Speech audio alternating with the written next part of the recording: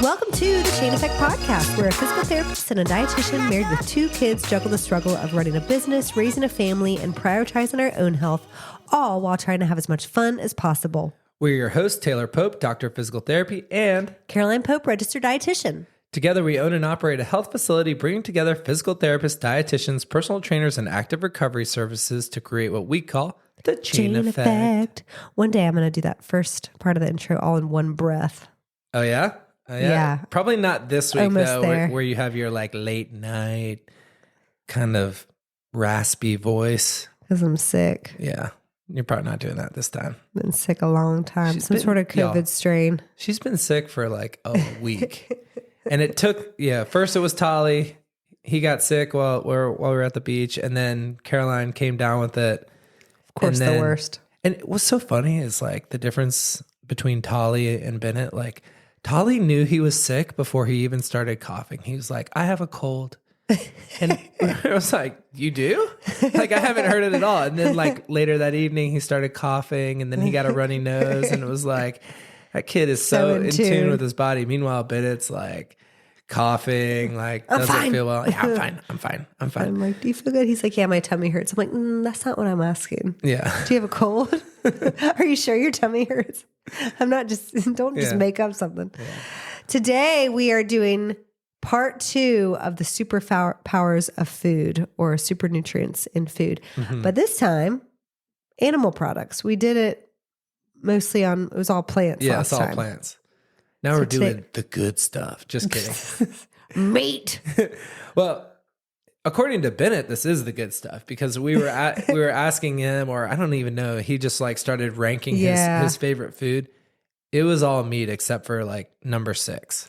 The first 5 were all meat: wings, steak, sushi, lox, hamburger, and then bacon. Oh, bacon. Well, maybe that was already 5. Yeah, I think that's 5. And he likes the raw fish in the sushi. Yeah. So that's what he's really talking about. He loves lox. He doesn't like tuna. cooked fish. He only likes raw fish. Yeah, it's funny. What is up with that? And, you know, in my Mother's Day cards, which was so funny, you did these questionnaires with them, which was sweet. Y'all, all about my mom. You just download it and have the kids fill it out, and the mothers swoon. It's like 4 pages easy to of do. questions. So that was a lot of work for them. Bennett wrote it all out, and then you helped Holly write it out, but his answers were funny. But they both, I don't know, just to get at me or something, they both put my favorite food as steak. Mm-hmm. Well knowing Mm-hmm. I could go my whole life without eating steak. It's just one of those things. I don't know. Is anyone else like that? Like, I could go my whole life without steak and hot wings. And a big population, I feel, are obsessed with those things. Me. I'm obsessed with those. Are my I'm 2 favorite surrounded things. by people that are obsessed with those things. And Bennett's top 2, so I've trained him to be on my side. I don't know if it's a taste. I don't know if it's you either like wings or you don't. I'm just like, ugh. I don't like eating with my hands, so maybe that's what it is. There's never Partially. been an ad more true than Wingstop, because it's like their ad slogan is, now I want wings. It's just like the thought of wings and now I want wings. And like when I think of wings, I get this little, I don't know, it's like this weird little taste in the back of my throat, in the back of my tongue. It's like that little tart buffalo flavor. I want wings now. Is that what people do with fast food too? Burgers and fries? Like, don't people want that after they see those commercials? I think it's something with the buffalo, like that hot. It's like not too hot, but it's just like that perfect hot.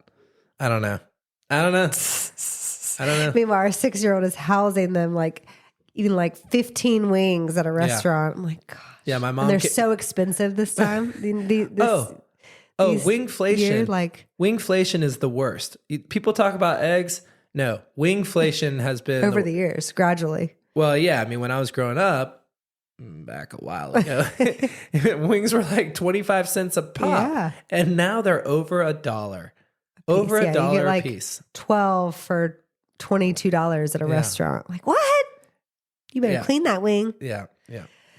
So we are talking all about animal products, not just meat, but animal products today, to think of or to enlighten people with some not so maybe mainstream nutrients that's really healthy for you in different foods. Yeah.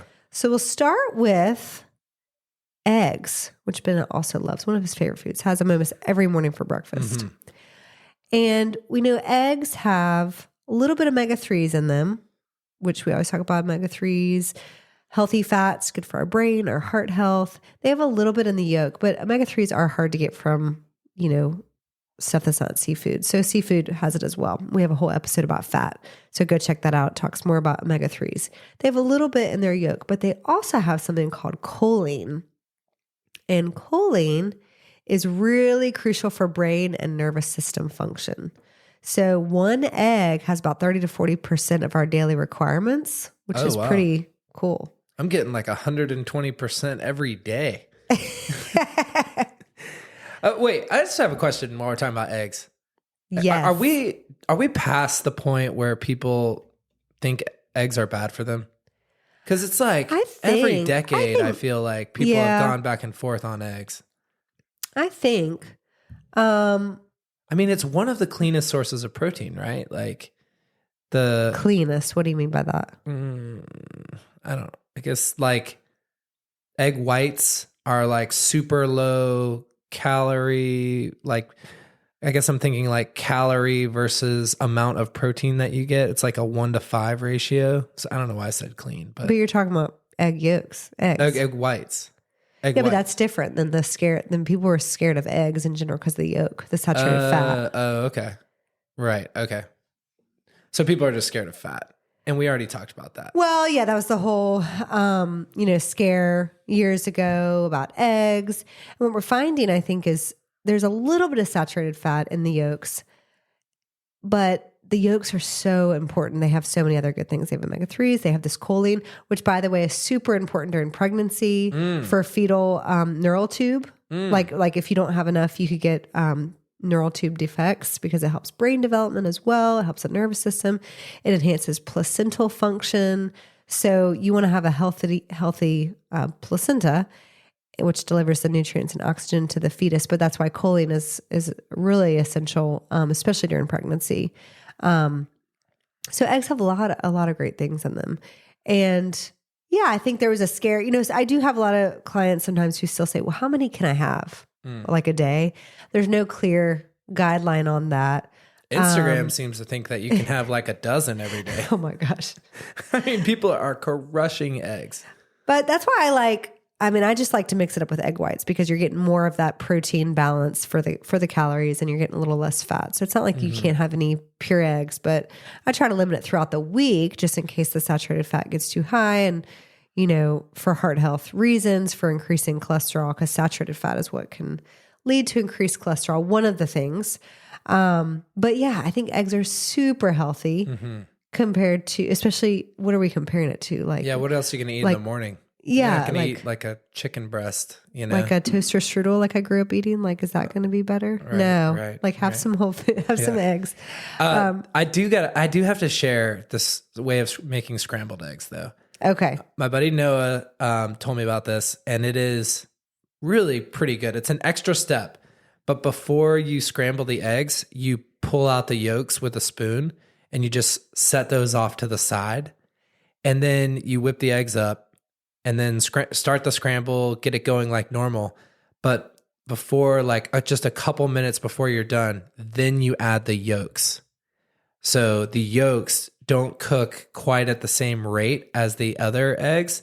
And it makes it like almost completely different. Like it's a different texture. I've done it a couple times. I know you were like, meh, but I thought it was really pretty good to do it that way. Well, tell me next time. I didn't really notice a difference in texture. But for years and years and years, forever, you've been cooking eggs. I mean, you know how to start them with the high heat, pour it in, high heat, turn it down. Yeah. So you don't dry out your eggs. Because I think a lot of people, when they make scrambled eggs, they get dried out pretty easily. Them to oblivion. Just cook them, mix them, cook them. But you don't want to dry them out or then they're not as good. Yeah. So that is eggs. Eggs also contain all essential amino acids, just like animal products in general. So we need, it's good to get a variety of foods so that you get all those amino acids. But eggs are one of the things, just like meat, that have all the essential amino acids, whereas some foods don't, that are plant-based. Okay. While we're on the topic of omega-3s being in eggs, we know that seafood is high in omega-3s. And so, again, we talk about this in the fat podcast, fat checking dietary fat. But I wanted to go over what are great, especially great seafood sources of omega-3s. And then, thinking about the mercury content, because that has a lot of people nervous. Like, ooh, I don't want to get too much mercury, so I don't want to have too much tuna. Or I don't want to have, isn't that going to be higher in mercury? And what happens with too much mercury? Like, what is the thing that can happen? It's like, it's like mercury blood poisoning. Yeah. Yeah. Oh, yeah. So you want to be careful. And it's a buildup. It's like a buildup over your lifetime, right? Like, because that's the deal with mercury in general, is that the smaller fish eats the bigger fish eats the smaller fish, and then like by the time you get to the giant swordfish, like it's just gonna have a lot more mercury because it's eating all those other and especially like during pregnancy, you want to be careful just so you don't get mercury poisoning. But most of the fish we're eating and the amounts people eat are considered safe by the FDA and EPA. So, but I will say, if you're worried, especially about tuna, because tuna is so healthy for us. Low calorie, talk about low calorie, high protein. It is a bigger fish, but there are different versions of tuna. So one is called skipjack. I've gotten cans of that. So there's skipjack and albacore. And then like the chunk light, there's different types of tuna. Skipjack and the chunk light is going to have a little less mercury, so you can have a lot more before you get to a risk. And then albacore is where it's a little, because it's like a bigger chunk of the fish, like a solid piece. It might have a little bit more mercury. So if you're worried about that, get the skipjack, get the chunk light. Those are very similar and a slightly low mercury. But I looked at these statistics, and it says, for canned tuna, like the skipjack canned tuna, you can have the weekly upper limit before you have a risk of eating too much mercury is 164 ounces. Whoa. Which is 10 pounds of tuna. Yeah. So like, unless you're eating that 3 times a day, all week, there's not that much risk. Same thing with shrimp. Shrimp is 111 pounds before you have a risk, 111 pounds per week. That's the weekly upper limit. And then salmon, 853 ounces, 53 pounds before there's a risk. Even the albacore, you'd have to get up to, it is a little bit less, but up to 3.5 pounds before there's a risk. But that's weekly, like all the time. Like all the it's time. about frequency. Yeah. And that would be expensive too. Yeah. And that would just be, I feel like you'd get sick of that anyways. Yeah. But they're really healthy stuff. But the fish that are richest in omega-3s per 4-ounce cooked portion would be the following. These are over 1,000 milligrams for a 4-ounce portion, 1,000 milligrams of omega-3s or more. Anchovies. Give me love those. We got jarred ones. We got paste. We got all sorts of stuff for your Caesar salads. Herring, mackerel, very healthy. Oysters, salmon.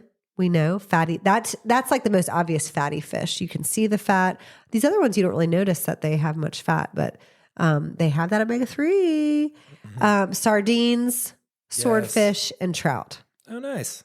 Yeah. So all of those are the highest per 4-ounce portion. So for the same portion compared to other seafood. And all of those but swordfish are kind of on the smaller end, closer to the prey of the food chain. So they're probably going to be lower in mercury as well. And what's interesting though is salmon, the different types do vary. So like the higher omega-3 one would be Atlantic and Coho. And the one that's a step down, but it's still very high in omega-3s, it's 500 to 1,000 milligrams per 4-ounce cooked portion, is pink and sockeye. You know, you can almost see that, right? When you're like looking at the fish. When it's more lean or not. You could see, when it has the fat. I always buy the one that has a little bit more fat. Give me that fat. It tastes so much better. Yeah. Y'all, I got to tell you, I'm a Caesar salad nut, and the Caesar salad dressings you buy in the grocery store are terrible. But there are some decent ones. And what I've been doing lately is I've been pumping them up with anchovies that we keep in the fridge. So this is a good way to add a little bit more fish. Granted, it is like a salted, fish, but you can add a little bit more, get a little bit more of those fish oils by taking some of those anchovies and then like mashing it up in the in the salad dressing before you toss your salad. And it adds like a really kind of more authentic punch to your Caesar salads. Yeah. I like that. I'm learning to like that flavor a little bit more grated Parmesan on there. It's good. Right. Yeah, it's good. So while tuna, like especially the skipjack and the light and shrimp and scallops and mahi-mahi, there's some other fish on here that are in the lower sections of omega-3s, still very healthy because they're lean, they're low calorie. You can eat more than a 4-ounce portion or eat that several times a week. And that's going to get you up to a really good omega-3 amount per week for your brain and your heart health. So let's think about another animal product that has a superpower. What do you think of with Thanksgiving? Football.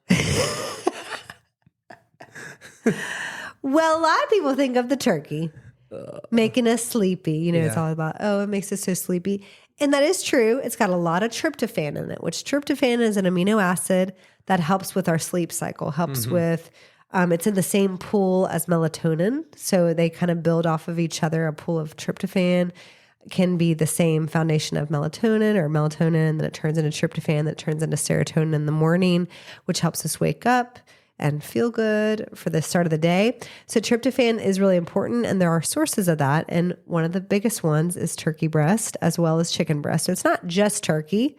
Turkey is not even the most abundant in tryptophan, but that's really, plant, actually soy flour has actually more. Interesting. And some other plant-based things. But the thing is, soy flour has more, but it's less digestible. So the plant-based tryptophan is actually less digestible. So you might get, if you do eat meat, you might get a little bit more from turkey and chicken breast. Less bioavailable. Yeah. The nutrients, some plant-based foods are just, they're not absorbed as well or not digested as well. And a lot of that could be because of the fiber. I mean, the fiber, you're not breaking down everything completely before it gets to the gut. So you may not be absorbing as much. But still, if you eat soy products, edamame, tempeh, all of that tofu, that's going to get you some tryptophan as well. You know what's crazy is I used to be such a turkey hater. And I have completely come around, especially on ground turkey. Yeah. Because for years you've been trying to put it in my chili. I'm like, why are we going to instead of ground beef? Why are we going to ruin this perfectly good chili? Can we at least do half and half? But the turkey mushroom meatloaf is the bomb. Yeah, you're on that kick. It is so good. And you used to not like meatloaf. And I used to not like meatloaf. You're right. And I don't know why. I think I just had it in my head that it's disgusting. Texture it just thing, sounds, probably. I don't even think I'd ever even tried more meatloaf. Tried it. I just felt like a meatloaf, like I'm confusing a loaf of bread and it's just this giant hunk of meat. Anyway, but the way your serving of meatloaf the other night was the funniest. I wish everyone could see. It was he thought he was really hungry. He thought, his eyes were bigger. This is a moment where sometimes caveman brain. Your eyes are way bigger than your stomach. And he chopped off the biggest piece of meatloaf to put on his plate I've ever seen. Bennett's eyes were so, he was like, it's 3 inches wide. Look at Daddy's, look at Daddy's meatloaf. I was like, Taylor, could you eat a smaller portion and then if you want seconds, go get more? And he couldn't finish it. You could not finish it. I definitely could have done that. Absolutely. But for real, I got to tell you just a little bit about this quick recipe because it's so easy. All right. You take mushrooms and the mushrooms are there because it airs it out. It while the meatloaf is cooking, it doesn't get so dense. And so you do mushrooms, a little bit of onion and garlic. Chop that stuff super fine and you give it a quick little saute and then you start mixing it in with let it cool down a little bit because I have burned the crap out of my fingers mixing it right out of the pan. Ooh. Yeah. But let it cool down a little bit. Put it in with the ground turkey, breadcrumbs, ketchup, 2 eggs, and then Worcestershire sauce. And I said that right. And then you mash it all up and then put it on there. And you bake it until it gets you bake it at 350 until it gets to 160. It is awesome. Put some ketchup on top. Yeah. It's really good. It's good. And the kids boys are eating it now. Yeah. Yeah. It's a good comfort food, especially in the winter or when you want sort of a comfort food. There's really healthy ways to make it. And it heats up really good. And for the bang, we always talk about protein. I guess we don't really want to say clean protein, but that's a very lean protein, right? And super good. Well, it depends. I was going to say it's really good to look at your labels for ground meats, especially if we're thinking like turkey and chicken. When you get ground chicken, especially, turkey's more obvious on the label. Typically, it'll say 93% fat-free or 96% fat-free, 97% fat-free. I definitely got 85%. Okay. Well, some of it drains off, I guess. However, so you could see that. Chicken, a lot of people, because ground chicken is a very healthy thing to make a lot of recipes. You can make chicken balls, you can make chicken nuggets out of it. You can do like a stir fry with it. You can do lettuce wraps. Like there's really good uses for chicken. It does taste different in things like I wouldn't add ground chicken to a turkey chili necessarily or meatloaf. It's a little different taste. But ground chicken is confusing because unless it says ground chicken breast, it could have a lot of fat in it. So you just want to be careful. Look at the fat content. It doesn't always say the percentage like ground beef and ground turkey. Is it like hot dogs? Like if it doesn't say like ground chicken breast, is it just like all parts, ground chicken whatever? You don't know what type of parts. I don't think. I mean, I'm sure they choose certain parts. It's not every part of the chicken, but it is. If you get the ground chicken breast, you know it's actually lean and it's breast meat. Wow. Huh. So you do want to be careful of looking at those ground meats. Look at the labels, y'all. Look at the labels. Okay. So if you get tired or it does make you sleepy after eating a lot of turkey breast or chicken breast, the tryptophan is why. But we do want to get an adequate amount in the diet to help that sleep cycle and help you have good sleep at night. Moving on to some dairy. We know the obvious. What would you think of if you think about like what dairy has in it that's good for us? Calcium. Yeah, calcium, like bone health. So that's the big thing. Women especially need a little bit more calcium. But thinking about, other nutrients is phosphorus is really high in things like cottage cheese. Now, cottage cheese. Love it. Big in our house. Love it. And it's also been big on the TikTok and the whatever wellness influencers because people are making all sorts of things about cottage cheese ice cream, cottage cheese bagels, cottage cheese pancakes. Like a lot of these I've tried and I like, but the ice cream I have not tried because it seems more savory to me. I just can't get my mind around it. Interesting. I'm just a but purist. It's real big. And me too. Give it to me just straight. It is my quickest breakfast. Okay, we've talked about that a lot. Disgusting. We've talked about this so much, but I usually throw like some cherry tomatoes in there, maybe some sliced avocado, a little pepper. It's like a savory pepper. Thing for I can me. see that could be fine. But some people do put like salsa in there, a little marinara sauce. Same idea as the tomatoes. I know. Or I just eat it plain mostly. But it's a great thing for breakfast. Super easy. But along with calcium, phosphorus is also important. And so both of these things are really helpful for bones, teeth. Phosphorus is also helpful for energy production and chemical processes in the body. And so both are really important. And then vitamin B12, it also has some vitamin B12 in it, which makes it also helpful for energy and bone health. Yeah, bone health. And you are guilty also of buying the 2% when I'm like, the 4% tastes so much better. Is this a good time though to talk about like not all cottage cheese is made equal? Like what about that? Yes. What's that stuff in it? So read the label. So there are different things in cottage cheese. Usually the cheaper brands honestly have thickeners and they have stabilizers and they have different things to make the texture different. There's small curd versus large curd. Some have probiotics added in, some don't. So it's a great source of probiotics, which we'll talk about in a second. But you do want to be careful. You do want to read the labels. We usually buy the more expensive brands just because of what's added into some of the other ones. One is carrageenan, which has been shown. There's been some studies to show that it is a plant-based product. It's like for texture, I think. So it does come from a plant. But carrageenan has been in the research negatively. Like if you have a lot in your diet, I think it can lead to some, or there's like they're worried about cancer, right? They're worried about cancer, know, but again, it's one of these additives that we do want to be careful. We need to just be more of a purist. So the best thing is to look at the label and see, several ingredients that what it is. So I like milk, salt, or it doesn't even need, I don't even think they add salt. I think because it's already salty. Daisyland is like the best. Daisyland. Isn't it just called Daisy? Oh. Daisy for Daisyland. For Daisy. We're going to Disneyland. Brand. You're thinking of Daisy Brand. I think it's a Daisy. I'm looking up. Daisy Brand is underneath it. Oh, that's just my little bit of mixing the letters up. So, in what the ingredients, I just looked it up. They do add salt. So, what the ingredients are in that brand is just cultured skim milk, cream, salt. Mm-hmm. So, that's what you want to be able to know what each of the ingredients is. And what's so funny is I bought this one that was more expensive, and it was called One. It was like One Good or something like that. Like it made Good Culture. Yeah, it's like Good Culture. I think Good Culture. Yeah, let's look at the ingredients on that. I'm pretty sure it has carrageenan because I brought it home, and I was like, "Ooh, this is like a new gourmet cottage cheese." And then you looked it up, and you were like, "Oh, we got the carrageenan in there." And then Breakstone. Yeah, I think Breakstone also has the carrageenan. It's surprising how hard you have to search to find ones that are just super pure.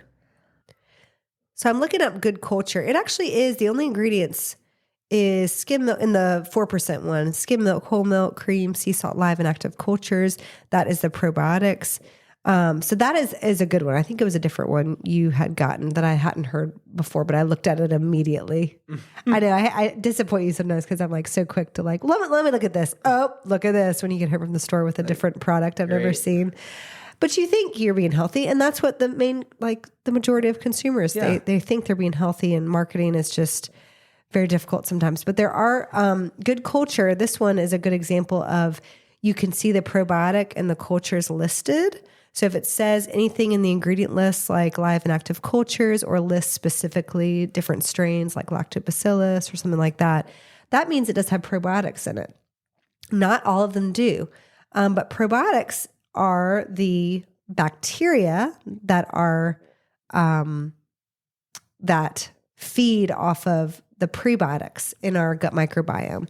And so probiotics are in certain dairy products. They're also in kefir or kefir, however you want to say it, which is that fermented milk drink. You like that, right? Oh, kefir? Yeah. Love that stuff. The boys love it too, which is so funny. But it's kind of like a sour, tangy taste, like Greek yogurt on steroids. You do got to be a little careful though, because the ones that have fruit can... ton of sugar. Pump it up. Yeah, I mean, I don't even know if they have fruit. They're made with a little real fruit. So, but kefir or kefir is another great source of probiotics. It's a dairy product. It's got protein. They have plain though, if you want to add your own, like if you make a smoothie out of it. It doesn't have the added sugar. Add your own fruit to it. If you want to add it into certain foods, you can. But it's made by, because a lot of people don't know how it's actually made, but it's made by fermenting milk with kefir grains, which is like a complex culture of bacteria and yeast mixed together. So like a symbiotic culture of bacteria and yeast that go well together. And then, so the grains are added to milk, and then it goes under fermentation at room temperature for 12 to 24 hours.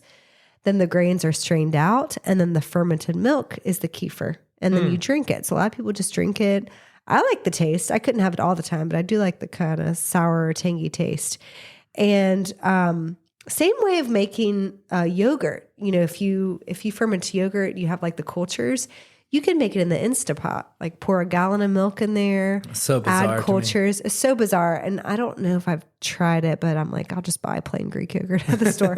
But again, that could have probiotics in it. So our dairy products not just have calcium and protein, the more obvious things, they can have phosphorus, they can have probiotics, really good for our gut health.